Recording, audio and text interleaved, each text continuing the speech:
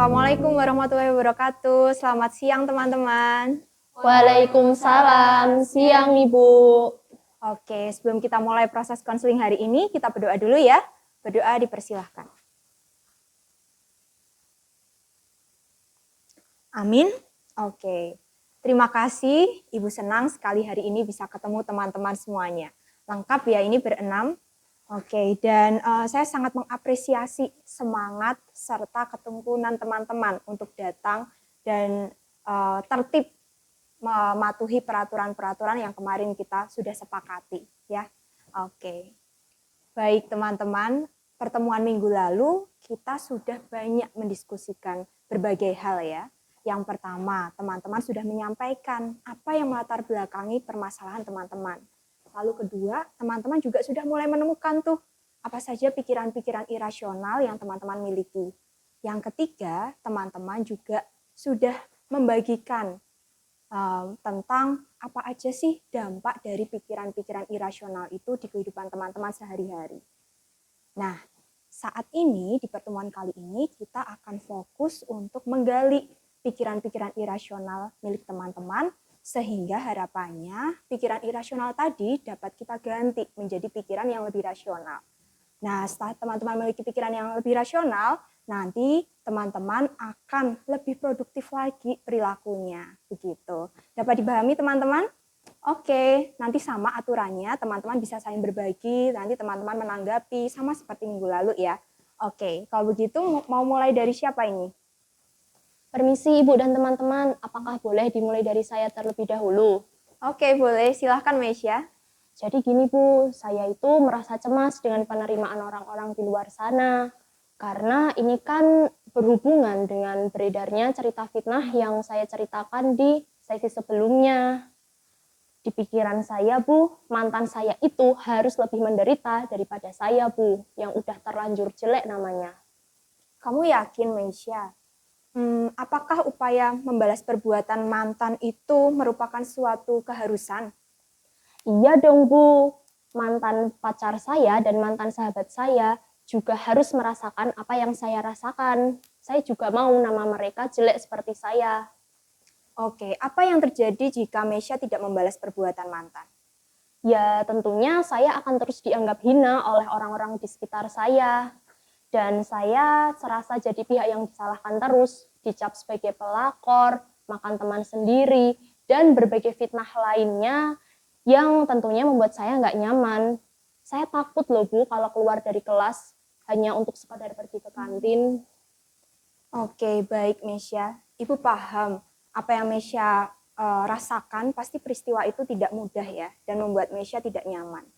Tapi coba Mesya renungkan kembali. Dan saya akan bertanya kepada teman-teman. Menurut teman-teman, apakah ketika Mesya tidak membalas perbuatan mantan, yang dirasa Mesya tadi adalah upaya untuk membalikan nama baik, teman-teman akan menganggap Mesya hina? Bagaimana menurut teman-teman? Silahkan, ada yang ingin memberikan pendapat? Kalau dari saya paham sih Bu ketidaknyamanan yang Mesya alami, apalagi melihat perbedaan perilaku Mesya selama 3 bulan ini. Tapi kalau Mesya membalas hinaan itu dengan cara yang tidak elegan, justru berimbas pada diri Mesya sendiri. Menurut saya juga, respon terbaik dari suatu hinaan adalah dengan tidak menghiraukannya, atau ya diam aja Bu. Kalau dari saya sih, sebelum saya mendengar fitnah tentang Mesya dari mantan pacarnya, saya memandang Mesya sebagai orang yang ceria, asyik, seru, dan lucu. Jadi, misal ketika saya mendengar fitnah itu, saya tidak akan mengubah pandangan saya terhadap Mesya. Jadi, meskipun Mesya tidak melakukan pembalasan dendam, saya rasa saya akan memandang Mesya menjadi orang baik. Oke, baik. Terima kasih Siwi dan Risma atas pendapatnya. Oke, apakah Nabila ingin memberikan pendapat? Beberapa waktu terakhir, Ibu nampaknya tidak pernah mendengar suara Nabila ya. Silahkan Nabila. Oke, baik Bu dan teman-teman, saya sebenarnya ingin bertanya pada Mesya, apakah jika kamu membalaskan perbuatan kepada mantan pacar kamu, kamu bakalan ngerasa lebih baik. Nama baikmu juga akan kembali. Atau prestasimu juga akan kembali. Atau justru malah akan membuat nama baikmu semakin hina di hadapan teman-teman.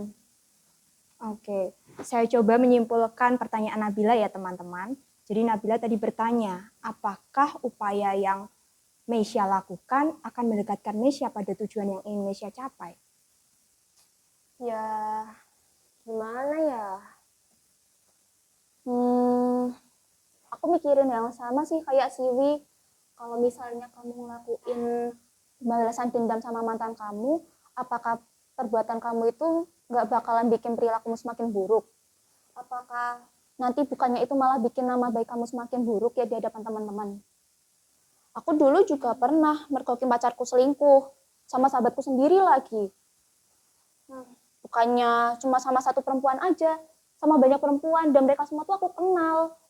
Terus ini nih sahabatku yang dari TK yang udah aku anggap sebagai saudaraku sendiri, yang apa-apa aku cerita sama dia, aku pergi sama dia, tapi dia malah mengkhianati aku dengan selingkuh sama pacarku.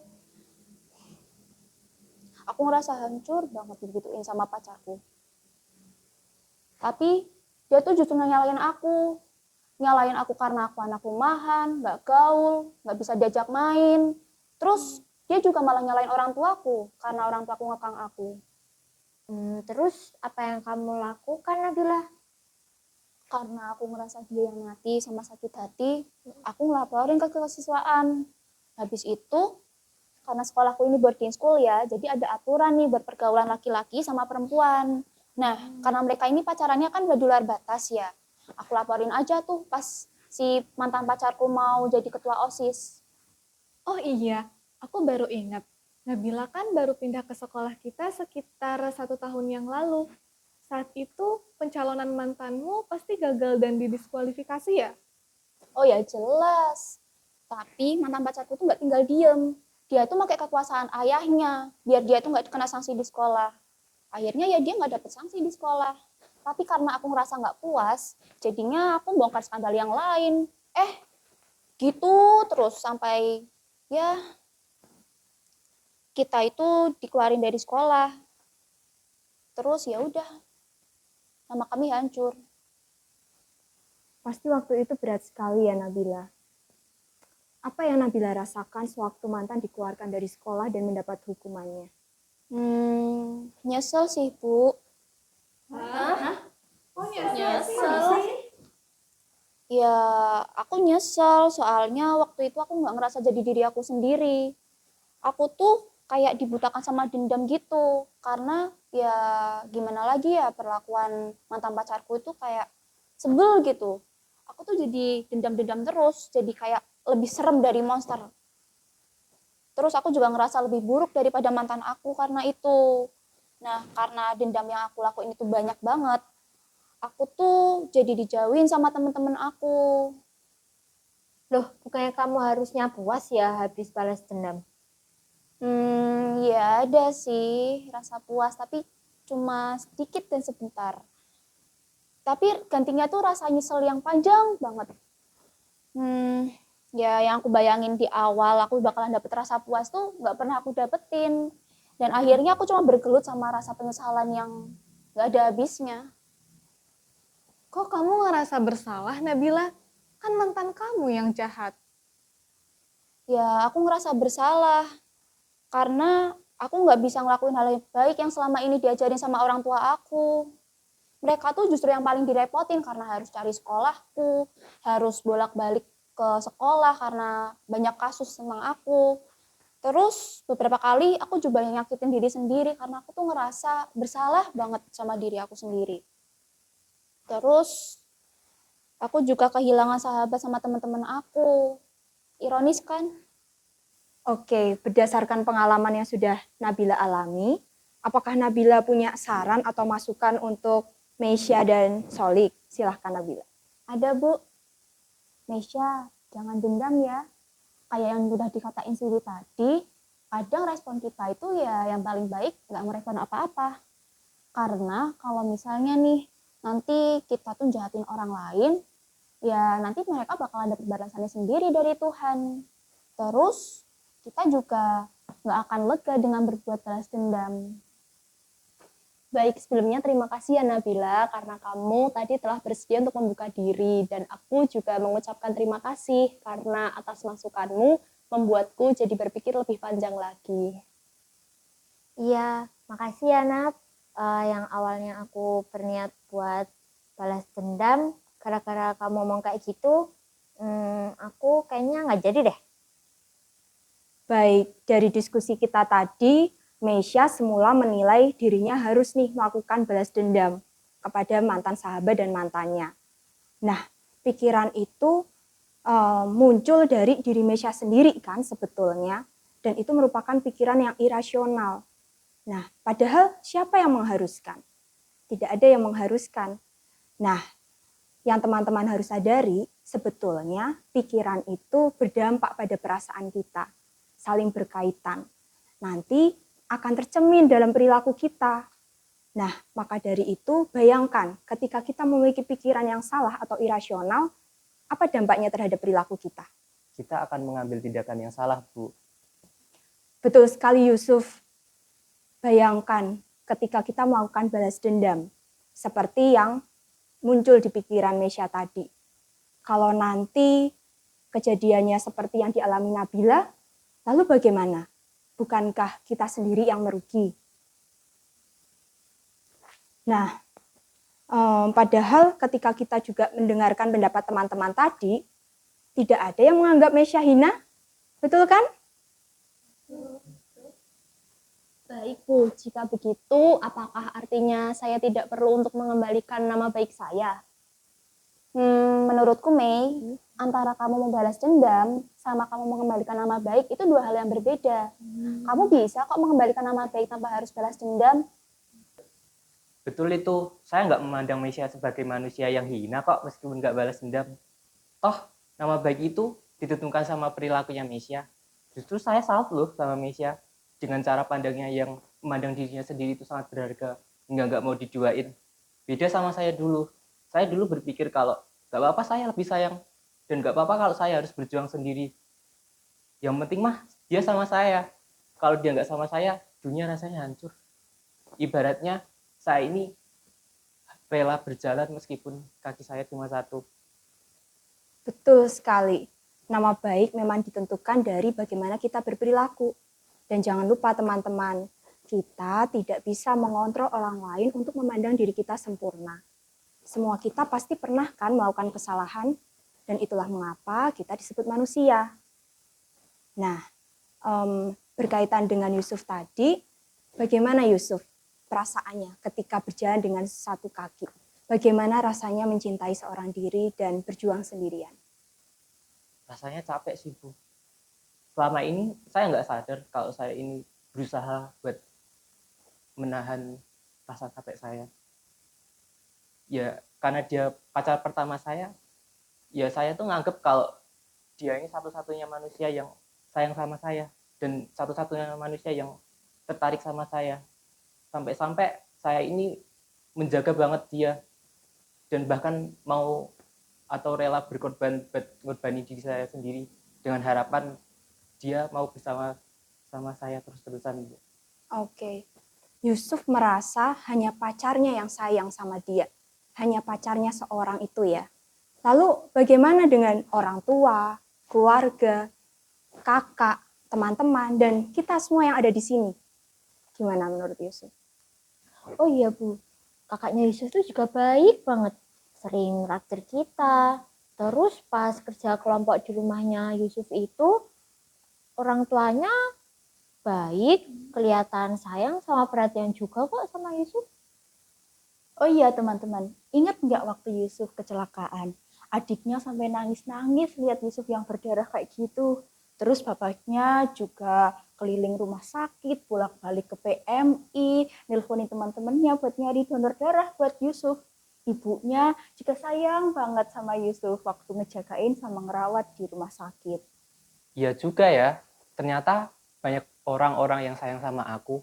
Kalian berdua juga waktu itu rela-relain nyatet materiku biar aku nggak ketinggalan materi pelajaran sehabis masa pemulihan kecelakaan. Nah kan, ternyata banyak loh yang sayang sama Yusuf. Nah jadi ketika Yusuf tadi berpikiran bahwa hanya pacar saja satu-satunya orang yang menyayangi Yusuf, itu adalah pikiran yang tidak rasional ya. Nah, ketika Yusuf akhirnya menyadari bahwa Yusuf dikelilingi banyak sekali orang-orang yang sayang sama Yusuf, itu adalah pikiran yang rasional. Oh, jadi ternyata Yusuf pun yang sebegitunya berkorban sama pacarnya, gak bakal ngejamin kalau pacarnya tetap sama dia. Toh pada akhirnya ninggalin juga kan?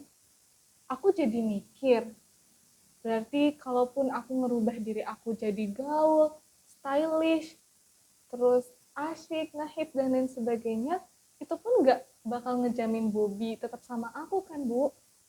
Iya, tadi Risma menyampaikan bahwa pengorbanan Yusuf yang begitu besar pada mantannya pun akhirnya Yusuf ditinggalkan. Itu membuat Risma ragu ya atas pemikiran Risma yang semula tadi ingin merubah dirinya untuk stylish, gaul, dan lain sebagainya. Supaya tetap dipertahankan Bobby. Dari dua peristiwa tadi, Ibu ingin bertanya, apakah kita bisa memaksakan pikiran, perasaan, dan perilaku orang lain terhadap kita? Enggak juga sih Bu, kalau saya lebih pengertian, saya lebih sabar, itu nggak akan menjamin mantan saya akan berubah menjadi lebih baik ataupun lebih menghargai saya. Ya, benar sekali sih, Wi. Solik, tadi nampaknya Solik menyinggung tentang nggak jadi balas dendam ya sama mantan. Gimana? Silahkan Solik disampaikan. Dari cerita Nabila sama Mesya tadi, Bu, aku baru sadar ternyata kalau aku balas perlakuan buruknya mantanku itu nggak ada gunanya. Terus juga aku pikir aku bakal bahagia dan lega pas aku udah balas dendam sama dia. Padahal Solik bisa bahagia ya tanpa menunggu mantan menderita. Coba bayangkan kalau Solik harus menunggu mantan menderita dulu. Berarti selama waktu menunggu itu Solik nggak bahagia dong. Iya Bu, betul. Aku juga baru sadar kalau yang ini. Ternyata yang mengusikku selama ini tuh pikiran-pikiranku Bu. Terus kaitannya sama aku benci sama laki-laki itu gimana ya Bu? Oke, sekarang coba ingat-ingat lagi. Dari Solik kecil nih sampai sekarang ini, berapa laki-laki yang Solik kenal? Kalau diingat-ingat tuh terakhir ada 3 sih Bu. 4 sama yang kemarin. Solik, 3 mantanmu yang sebelumnya itu gimana? Apakah jahat dan kamu benci semua? Terus apakah aku itu pantas dibenci dan jahat juga?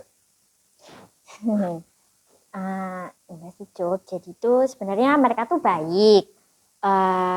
Yang pertama itu dia itu gara-gara mau pindah ke luar negeri, studi di luar negeri.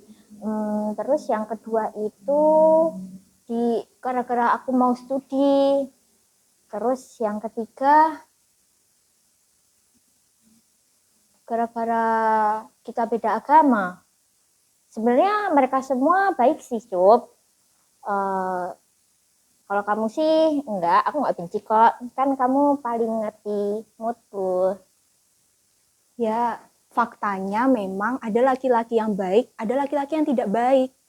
Tapi kita juga tidak bisa memukul rata semua cowok itu menyebalkan.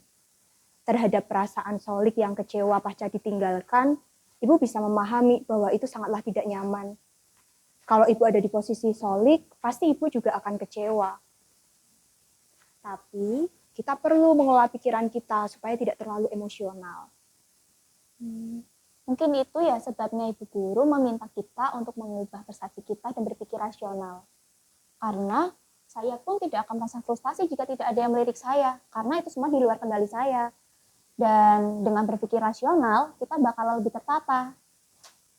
Betul sekali Nabila. Nah, teman-teman coba perhatikan. Antara pikiran, lalu perasaan, dan perilaku sebetulnya saling berkaitan satu dengan yang lain. Bayangkan nih, jika teman-teman memiliki pikiran yang, aduh kok aku nggak bisa ya, atau aduh aku kayaknya culun deh, aku kayaknya nggak layak deh gabung sama teman-teman yang lain, maka gimana dong perasaan teman-teman? Teman-teman pasti akan merasa sedih, tidak nyaman, lalu juga insecure, seperti itu kan? Dan ketika perasaan itu muncul, maka akan berimbas pada perilaku teman-teman yang malah justru menarik diri. Nah, begitu terus muter antara pikiran, perasaan, dan perilaku. Gimana? Teman-teman bisa memahami? Misalnya nih, saya mencubit Nabila. Kira-kira Nabila akan balas mencubit saya atau Nabila memilih untuk diam saja tanpa membalas saya? Saya memilih untuk mencubit ibu. Oke. Nah, tapi terhadap kemungkinan pilihan Nabila tidak mencubit saya, ada kan? Ada ibu. Nah, seperti itu. Jadi, kita sebetulnya bisa mengendalikan pikiran kita untuk melakukan perilaku yang tidak produktif atau perilaku yang produktif. Nabila tadi membalas mencubit saya, berarti itu perilaku yang tidak produktif karena Nabila membalas dendam, gitu kan? Iya ibu. Oke. Nah, terkait permasalahan Meisya, pasti akan ada orang yang menghinamu, akan ada juga orang yang akan menyanjungmu, ya kan? Nah, terkait perilaku, pikiran, perkataan orang lain, itu di luar kendali kita. Fokuslah pada apa-apa saja yang bisa Meisya kendalikan. Misalnya, pikiran Meisya, perilaku Meisya, perkataan Meisya, itu yang bisa Meisya kendalikan. Nah, tapi terkait dengan hal-hal yang di luar kendali kita, lalu bagaimana? Ada yang bisa menjawab? Melihat hal tersebut sebagai proses pendewasaan diri. Aku jadi paham bahwa di hidup ini pasti akan ada yang setuju sama kita dan ada yang nggak setuju. Dan itu pun merupakan hal yang wajar. Toh kita juga nggak selalu setuju sama perilaku orang lain kan? Dan kita juga harus memperluas pandangan kita. Misal nih, kita dapat respon yang negatif dari orang, kita ambil pelajarannya aja untuk memperbaiki diri. Namun, kalau kita mendapatkan sikap yang negatif dari orang, kita jangan ambil hati. Oke, betul sekali teman-teman. Nah, terkait pola hubungan dan interaksi dengan orang lain, ada dua hal besar yang sebetulnya teman-teman bisa perhatikan. Yang pertama, hal yang tidak bisa kita kendalikan. Lalu yang kedua, ada hal yang bisa kita kendalikan. Nah, terkait ini coba, misal sikap orang lain, perkataan orang lain, persepsi orang lain, perilaku orang lain, menurut teman-teman ini masuk di mana? Yang putih, hal yang tidak bisa kita kendalikan, atau yang hijau nih, yang bisa kita kendalikan? Yang putih. Yang putih. Oke, betul sekali. Jadi pikiran, perkataan orang lain, atau apapun yang itu ada di diri orang lain, sebetulnya adalah masuk hal yang tidak bisa kita kendalikan. Nah, maka kebalikannya, kalau itu adalah pikiran kita sendiri, perilaku kita sendiri, lalu respon yang kita berikan terhadap orang lain, termasuk usaha yang kita lakukan atau kerahkan, nah ini masuk yang mana nih? Putih atau hijau? Yang hijau. Oke, betul sekali. Jadi pikiran kita, perasaan kita, perilaku kita itu masuk dalam hal yang bisa kita kendalikan. Ketika teman-teman bisa memahami ini, tentu teman-teman akan lebih bijak dalam merespon perkataan, perilaku orang lain tentunya. Gimana? Udah pada paham semua kan teman-teman? Oke. Nah, kalau semua teman-teman nampaknya sudah paham, Ibu memberikan tugas nih sekarang gantian. Silahkan dibagikan, tolong teman-teman. Oke, satu-satu ya semuanya. Ya, ini ada yang kurang? Kurang berapa lagi? Oke, sebentar. Ya. Nah, ini adalah talk record. Jadi nanti teman-teman akan Ibu tugaskan untuk mengurai pikiran teman-teman.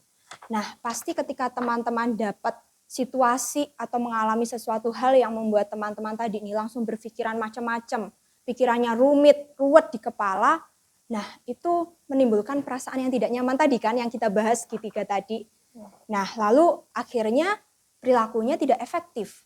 Maka untuk mengurai pikiran-pikiran yang ruwet di kepala tadi, kita urai di sini, namanya talk record ini. Nanti coba teman-teman lihat satu persatu. Nah, di situ ada kolom pertama berisi situasi. Nanti teman-teman bisa menuliskan, misalnya teman-teman nih, habis situasinya adalah berpapasan dengan teman yang cemberut. Nah, teman-teman bisa menuliskan di sini apapun pengalaman yang teman-teman alami. Nah, lalu di kolom 2 ada emosi yang dirasakan. Ketika berpapasan dengan teman yang cemberut, apa emosi yang muncul? Ada skala juga 1 sampai 10. Nah, nanti teman-teman bisa isi. Emosi yang muncul ternyata aku bingung. Di sini bingungnya skalanya 7. Lalu ada kesel juga, keselnya skalanya 8. Lalu yang paling tinggi skala 10 merasa bersalah, ya kan? Nah, lalu kita lompat nih ke tabel 3. Ada pikiran negatif yang muncul. Setelah mengalami situasi tadi, ketemu teman yang tiba-tiba cemberut dengan kita, lalu merasakan perasaan bingung, kesel, merasa bersalah, di pikiran kita muncul nih. Mungkin aku bikin salah sama dia, sampai dia kesel sama aku. Karena tadi merasa bersalah menjadi poin skala yang paling tinggi, nomor 10 kan. Teman-teman bisa menuliskan pikiran negatif yang muncul di sini. Ada beberapa pikiran boleh. Lalu kita geser lagi ke tabel 4, pikiran alternatif atau positif yang muncul.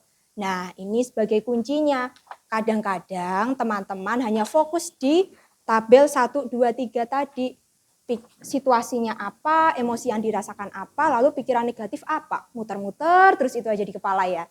Nah, di sini teman-teman diajak untuk mengurai lebih jauh lagi di tabel nomor 4 ini untuk memunculkan pikiran positifnya. Di sini dituliskan bahwa pas kemarin main sama aku, kita fun aja kok. Mungkin dia lagi ada masalah sama pacarnya. Nah, berarti teman tadi cemberut bukan satu-satunya alasan karena mungkin teman atau teman-teman yang merasa bersalah melakukan sesuatu yang membuat dia akhirnya cemberut. Tapi ternyata bisa jadi dia cemberut karena sebelum sampai ke sini ketemu teman-teman tadi, dia marahan tuh sama pacarnya gitu kan. Nah, itu mungkin kan? Oke. Jadi selanjutnya setelah pikiran alternatif muncul, maka teman-teman sampai di tabel kelima, emosi yang dirasakan, ditulis lagi yang tadi di tabel kedua. Bingungnya kira-kira kalau pikiran alternatifnya sudah muncul, bingungnya tambah naik atau turun nih skalanya? Turun ya, betul sekali. Di sini bingungnya jadi 4, keselnya jadi 1, merasa bersalahnya jadi 2. Ternyata setelah kita mengurai pikiran kita, jadi pikiran yang lebih rasional, akhirnya emosi kita menjadi lebih tenang, lebih baik, lebih nyaman. Lalu muncul action atau perilaku. Perilakunya jadi menyampaikan ke dia kalau butuh teman cerita jangan sungkan ya. Kita jadi perilakunya produktif. Berbeda kalau tadi kita hanya menuruti 1, 2, 3 tabel pertama tadi. Pasti yang muncul bisa jadi kita menarik diri atau diemin dia juga karena kita merasa diri kita yang bersalah. Begitu teman-teman, bisa dipahami semua ya? Paham, Bu? Bisa. Oke, kalau begitu ini nanti menjadi tugas teman-teman dan dikerjakan mandiri. Nah, terkait periode waktunya bagaimana? Ibu kembalikan ke teman-teman. Kapan kira-kira kita kembali ke sini dan membahas lagi? Di pertemuan selanjutnya? Boleh, Bu? Oke, di pertemuan selanjutnya ya, berarti minggu depan. Nah, minggu depan silahkan teman-teman bawa lagi. Ini sudah terisi ya dari beberapa peristiwa yang teman-teman alami. Nanti silahkan dituliskan di sini. Minggu depan kita bahas satu persatu, teman-teman bisa saling berbagi. Begitu? Oke, Bu. Oke, terima kasih. Oke, terima kasih teman-teman. Tadi kita sudah mendiskusikan banyak hal ya. Kalau Ibu rangkum, yang pertama, tadi teman-teman sudah menyampaikan atau menguraikan pikiran irasionalnya dan menyadari bahwa permasalahan teman-teman itu akibat dari pikiran-pikiran yang tidak rasional. Lalu yang kedua, teman-teman juga sudah mengupayakan tuh saling berdiskusi, menimpali terkait ada potensi nggak sih pikiran irasionalnya diganti dengan pikiran rasional. Dan tadi teman-teman sudah saling memberikan masukan begitu ya. Yang ketiga, kita juga sudah mempelajari apa yang bisa dikendalikan dan tidak bisa dikendalikan. Nah, karena sudah cukup, semuanya sudah saling memberikan suaranya, begitu, kita sampai di tahap akhir. Minggu depan, kita akan fokus pada seksi pengakhiran, ya. Nanti di situ kita akan mendiskusikan nih hasil tugas yang teman-teman sudah kerjakan. Berkaitan dengan apa yang kita diskusikan hari ini, nanti teman-teman aplikasikan pada kehidupan sehari-hari, ya. Besok kita bisa sharingkan pengalaman teman-teman. Begitu teman-teman? Baik, Bu. Oke, terima kasih. Kalau sudah cukup, ada yang mau ditanyakan? Nggak ada, Bu. Oke, tidak ada, saya cukupkan ya. Terima kasih sekali lagi teman-teman. Kita akhiri. Wassalamualaikum warahmatullahi wabarakatuh. Waalaikumsalam warahmatullahi wabarakatuh. Terima kasih, Bu. Sama-sama.